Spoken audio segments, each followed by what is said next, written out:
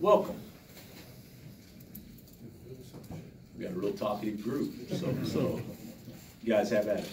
Coach, the last, I guess, few years, maybe you have been a little bit thin up front. Now you have an abundance of big men. Do you like what you have down low this year? Yeah, you know, we have been ridiculously thin the last 2 years, but the players that we had playing were really good players, just didn't have many in up front, and so this year we're different.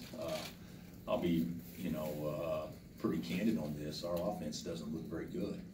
It looked much better when you surround four shooters around Doak.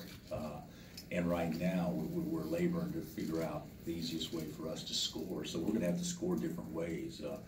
But we do have bodies, and foul problems shouldn't be as big an issue as what it has been in recent years. And it should allow us to be more aggressive defensively, defending the post and protecting the rim.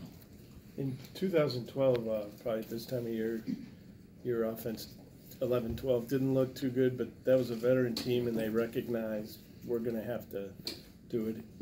You know, that team, when you stop and think about it, Tyshawn wasn't a great shooter. Travis he became a pretty good shooter. Elijah was our best shooter on the perimeter. And then we brought in, obviously, Connor, who can make shots. But that was kind of like this year's team. Diedrich can probably step out and make shots with range much better than what Thomas could. But basically, those two guys both played with inside of 15 feet from the basket. And this year's team's going to be a lot like that. I think this, if you don't shoot, if you play big, then what strengths should you have? And well, with bodies and play big, we should be a much better offensive rebounding team. So sometimes if you don't shoot it quite as good, it's a little misleading if you can steal extra possessions off of some of those things too. And honestly, last year we were a 40% three-point shooting team. This year it's not going to be that. We got guys capable of shooting 40% in situations, but I wouldn't say over time. So with the exception of maybe LeGerald. So it'll be different, but I hope that we can play to the level that the 12 team played to defensively, because we do. We'll have a heck of a year. When you flip it like that and you have all this depth, what's the progression? What are the factors that you look for when you try to figure out that rotation? I hadn't thought about a rotation yet, man. I'm not saying this would happen at all, so don't take me. But we don't even know how you play 12. Do you try to potentially just play 10 and redshirt a couple? Do you try to play 11 and redshirt 1? Do you try to play 12 and redshirt none? Because I do think our players that are young are good enough that if they're playing, 5 minutes a game or 7 minutes a game, that they would be much better, obviously, at age 23 than they are at 18. So but we haven't got to that. We hadn't even got that far yet. We don't even know. You can make a case that Marcus Garrett could be our starting point guard. You can make a case that Devon could or Charlie could. We could play ridiculously long, or we could play two little guards at the same time. So, be honest, I don't know. I think it's 7 practices in or whatever it's been. I think it's just too early to tell. Good problem? Yeah, I think it's a good problem as long as there's separation by the time the season starts. You need to have some separation so everybody can kind of see that, if you're gonna sub, at least the way I look at it, if you're gonna sub, even the reserves need to see there's a little separation that, hey, I may get my 10 to 15, but he may get his, 25 to 30. But when everybody thinks they should be playing 20, I think that can create some chemistry issues. So I'd like to see some separation. How does Diedrich look defensively? I'd say fine. He's not a jet quick, explosive athlete, but he's a terrific athlete. I got such a kick out of Bird. He was my all-time favorite, but people talked about him being slow. Bird wasn't slow. He had an unbelievable first step, and he knew how to play so well. He kept everybody off balance. He was quick, maybe not as fast in a foot race, but he was unbelievably quick. Diedrich's kind of like that. You look at him and say, well, he doesn't look like he runs as fast as maybe what a Silvio would, but his first step is very deceptive, and so he can guard. He's actually a pretty good shot blocker for his. He averaged over 2 a game at Memphis. you know, what Dieter's got to do is he needs to be able to play everywhere for us. I think he could at times be our best point guard. I think at times he could be our best low post scorer. So we got to move him around and come up with some creative ways to do that. Hey Bill, it seemed like last year, if the offense wasn't clicking, Devontae could just kind of take over and shoot you back in it and whatnot. Can you envision who that guy or those guys might be who can play off script this year that way for you? I do think, I think Dietrich probably as much as anybody, but I do think we got guys that can play. I like that off script. I'd like that. But if you've watched us play much lately, there really hasn't been much of a script the last couple of years anyway. But I also think that's good because players have confidence making plays. So do we make plays as well as Devontae did last year? Nobody does in the gym like that. But if you look at it, you know, Malik really wasn't a playmaker for others, and Steve really wasn't a playmaker for others. LeGerald was probably the second best playmaker we had last year for others. And we have him this year. So, you know, we got some guys that can do some things in that area. But one thing about it is when you can really stretch it, people have to guard you, and that sets up getting your shoulders past people. And that's what we have to, you know, have to get where we're more consistent shooting the ball. But also, you know, we got some bodies we could throw it into people and hopefully put the team at risk, other team at risk. Have you sensed a really high maturity level from David McCormack, and what have you liked out of what you've seen from him so far? I do. I think he's beyond his years on the court from an IQ standpoint, but well beyond his years off the court too. And he's the best drum player we've had since we've been here. But I think David will help us this year. He's a true 5-man right now. But you know, he's not going to beat Doak out, but he can certainly give us a lot of good minutes and should be a really good team defender. Coach, you mentioned chemistry a second ago. How much of that have you seen, if any, and is that something you really start to develop once you start games? Well, you know, that's a good question. That's kind of like, you know, do you have any leaders? And the answer for any team would be yes, because if you're not a good leader, you're probably a bad leader. So everybody's got leaders. And I would say the same thing with our chemistry right now. We've had some really times where we look pretty fluid together, and we've had some times where we don't look very good together. And I'll say that we haven't had many bad days, but our bad days can become awful days just because maybe the chemistry and leadership isn't quite there yet. Yeah, so you know, you notice leaders more when times are tough or when things aren't going well, more so than you do when things are clicking, because anybody can play when it's clicking.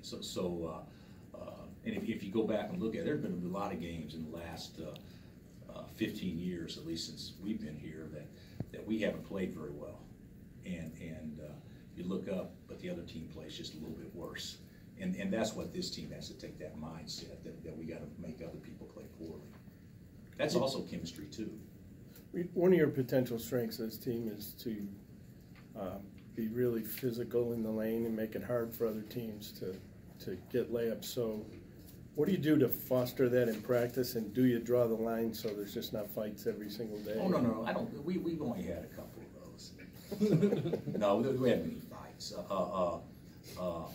If we had officials referee our practices, though, there would be, you know, in a 20-minute scrimmage situation, Mitch would have 22 fouls, and Doak would have 18, and Dietrich would have 15, and Silvio would be the same way. So I haven't really talked much about backing off in that area yet, but that's got to be something we address. We don't play out of bounds, you know. We don't, you know. So you know, we don't call fouls and we don't play out of bounds in practice. So it's probably, at least to a certain point, we got to start doing more game type situations, obviously. But I kind of always thought that mindset of being aggressive and attacking all the time won over time. So, but you know, right now, our aggressiveness inside to be physical would be a detriment because we would foul too much. People being the bonus way too early, so we got to tighten that up. Silvio doing a good job of just concentrating on getting better as a player and not reading his name and all that kind of stuff. I can't answer if he's doing a good job of not reading stuff, because I don't know that to be true. I can tell you he's done a great job of getting better. His attitude's been unreal, positive, and he certainly appears, from all of our standpoints, to be playing with a totally clear conscience. Which I think is positive too. So, you know, I know that he's been the center of a lot of things that's been said, and we understand that. But I do think that he's been very positive in how he's handled this, and it's probably made him grow up and mature quite a bit, to be honest. And you just take the approach you're gonna have them until you hear otherwise?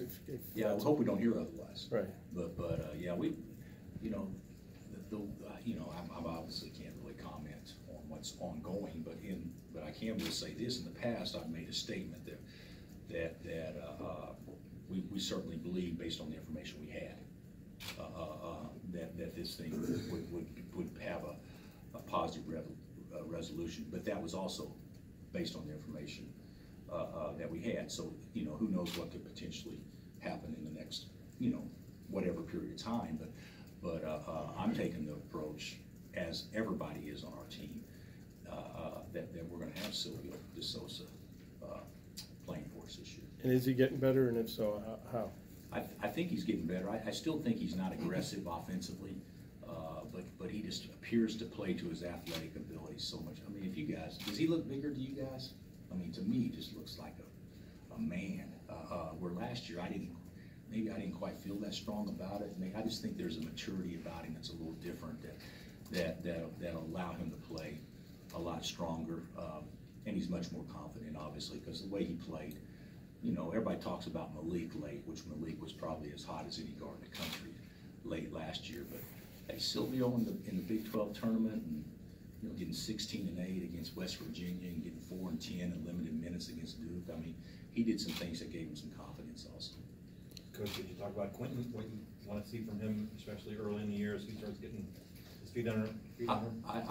After being around Quentin for 17 days in the summer, and then having him obviously here this fall, the thing that I would say about him is he has a tendency to not engage himself into all the possessions like he's capable of.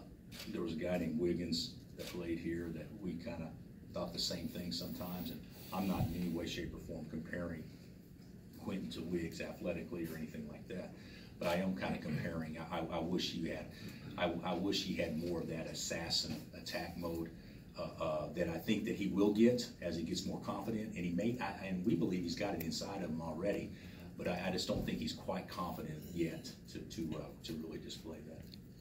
Coach, the last few years you've had Frank and then Devontae. Now you've kind of got some young guys in Quentin. I'm sorry, Devon. Yeah. Are they going to have to learn kind of on the job, just throw them in the fire early? Yeah, I think so. You know, whether it be Devon or Charlie or whoever, Marcus or Quentin, yeah, those guys are going to have to learn on the fly, and which isn't bad. The only thing that's potentially negative about that is our schedule's so hard early. You know, so the team that we put on the court in early November won't be the team that we put on the court in February. I'm confident in that. But I do think the schedule's so hard, and obviously those games add up just like the rest of them do as far as ranking and seeding. But we'll be a much better team by league play, I would think, just because of that reason you said. Has Charlie emerged as a true point? You've said in the past No. He might be a two. So. Well, he's a combo. I mean, we've actually made a living off of combo guards. You know, Devontae was a combo. Frank was a combo. Mario was a combo. You know, we've had a couple of true points here. I thought Tyshawn, for the most part, was. I certainly thought Aaron Miles was. I thought Sharon was kind of a combo. But when you talk about true point, I don't know that we have one in our program. Devon has the most potential to become that, and he will. But Charlie can play point and play it very, very well. But Charlie's mindset is to shoot the ball and score, which is a little bit different than what you would probably equate to a true point. On the flip side of those young guys, you know, Frank, toward the end of his senior year, really talked a lot about soaking it all up and every moment. Devontae did it from minute one last year. Do you see that from LeGerald yet? I don't know that. I think it may be a little premature to say what, you know, to that extent do I see it. I don't think he like soaked up boot camp, or we're soaking up, you know, 3-hour practices now. But I do think once we start playing games, that'll be the case. And he's been a 10 so far. There's no question about that. And I don't even know when you guys visited with him. To me, he seems like he's more engaging, definitely more talkative, and seems to be happy where he is. So we're certainly pleased with him. Maybe more than some of the other, you know, blue bloods or powerhouse programs. You guys have gone off the beaten script a little bit as far as recruiting with Frank and Devontae, and finding some guys late in the process. What do you attribute that to? Is it just, you know, keeping an open eye through the recruiting process, or is it having the confidence to see, you know, this is what we see as opposed to what other people think? I think it's a combination of everything.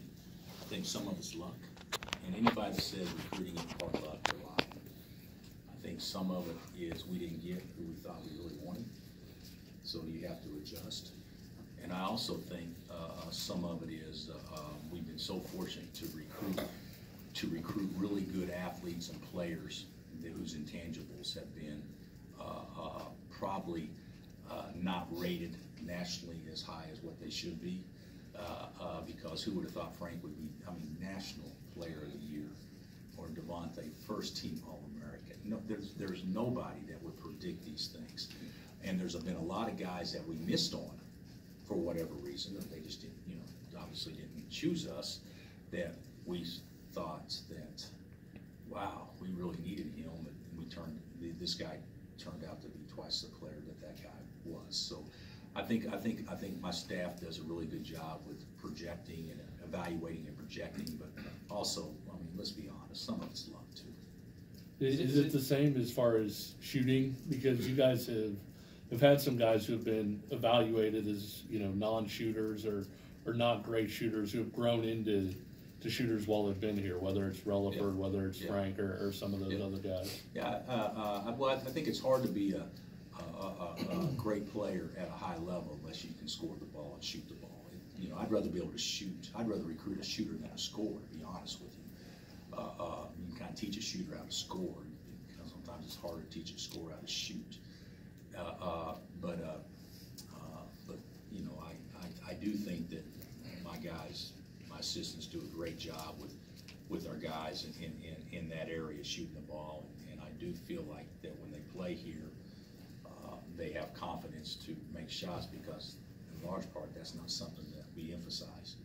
You know, I firmly believe it's a good or bad shot when it leaves your hand, not if it goes in or not. And if you have that mindset, you should always be somewhat confident. And, you know, we know you got to make shots to win games, but certainly to win big games. But I don't want him to have those guys to have the pressure that you have to shoot well or play well.